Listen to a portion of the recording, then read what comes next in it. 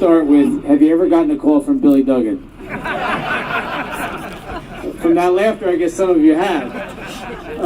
And when I got the first email and the phone call, you know, they did ask, what do you think? And come on, I'm an Irishman, I'm second generation. My grandmother was born in Girton. For those who don't know where Girton is, it's a small town in Sligo. And my grandfather's people are from Donegal and from Derry.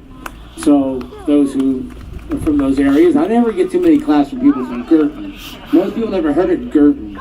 But my grandmother's people settled in Trenton. So that's where a lot of people from that area ended up going to Trenton and not up in this area.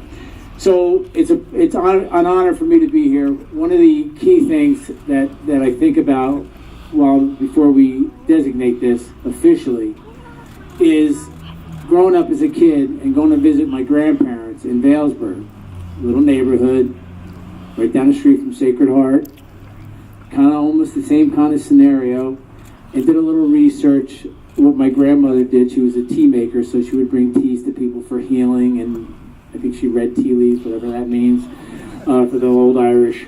My grandfather had a different story. I found out a little bit about him. He was a shoulder striker, for those who know what shoulder strikers were back in the day.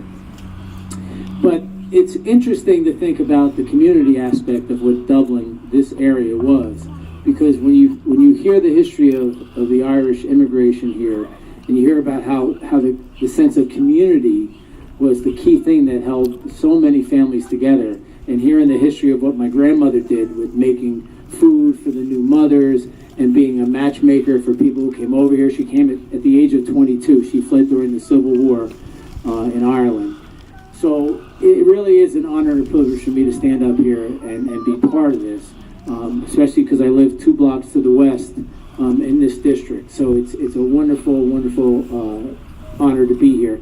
And on behalf of the whole town, and we're honored to be part of this, and with the Friendly Sons and the Heritage Foundation, this doesn't happen with a lot of people doing a lot of work. So I personally want to thank the Friendly Sons for what they've done here, and the Heritage Foundation for making this happen. This is something that's going to be here forever, long after